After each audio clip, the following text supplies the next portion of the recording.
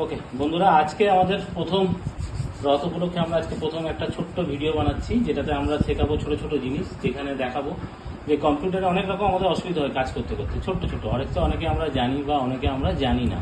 তো আজকে আমরা যে ছোট্ট জিনিসটা দেখতে যাচ্ছি সেটা হচ্ছে, অনেক সময় আমাদের কম্পিউটারের স্ক্রিনটা পুরো উল্টো হয়ে যায়। এই উল্টো হয়ে যাওয়া জিনিসটাকে আমরা কিবোর্ডের মাধ্যমে খুব ইজি কি করে সোজা করে নিতে পারি, সেটা আমরা আজকে শেখাচ্ছি। তো আজকে শেখাচ্ছি, ফার্স্টে আমরা যেটা করব, কিবোর্ডে অল্ট আর কন্ট্রোল দাবাবো। অল্ট আর কন্ট্রোল দাবিয়ে সামনের অ্যারোটা প্রেস করলেই এটা কিন্তু সোজা হয়ে যায়। যদি আমরা অল কন্ট্রোল দাবিয়ে রাইট অ্যারো দাবাই তাহলে স্ক্রিনটা রাইট সাইড হয়ে যাবে। যদি আমরা অল কন্ট্রোল লেফট অ্যারো দাবাই তাহলে লেফট হয়ে যাবে। আর যদি আমরা অল কন্ট্রোল ডাউন অ্যারো দাবাই তাহলে আমাদের উল্টো হয়ে যাবে।